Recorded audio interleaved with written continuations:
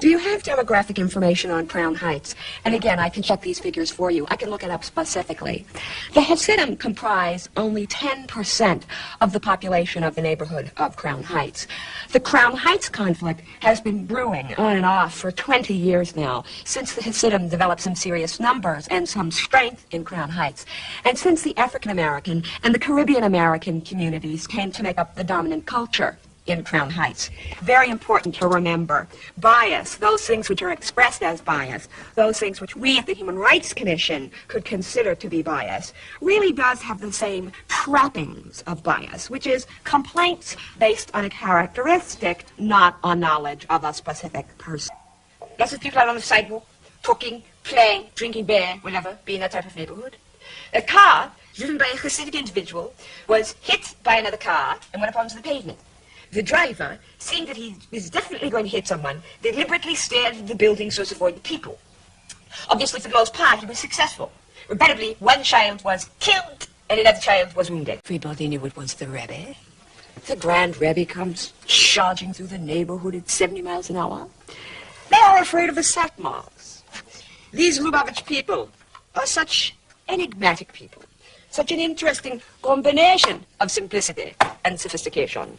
And the Satmars, were their sworn enemies, have threatened to kill the Rebbe. So wherever he goes, he's got to be whisked. The driver, seeing that he had hit the child, leapt out of the car and tried to physically lift the car. Well, while he was doing this, the African Americans were beating him already. They beat him so badly, he had to have stitches in his scalp and in his skull. 15 or 16 stitches. When the ambulance came, they were more interested to take care of their own than to worry about some boy, some black boy, really dying in the street. The Hasidic community has a volunteer ambulance corps. It is completely funded by the nations. It does not receive 1 penny of government support. When the Hasidic ambulance arrived on the scene, the city EMS ambulance was already on the scene, and as a matter of fact, asked the Hasidic ambulance for some pieces of equipment that they needed in order to take care of the Cato kid.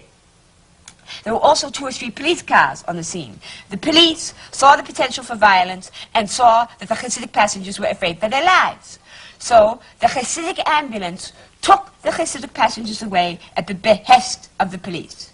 This kid from Australia, his parents were Holocaust survivors. He didn't have to die. What happened on Utica Avenue was an accident.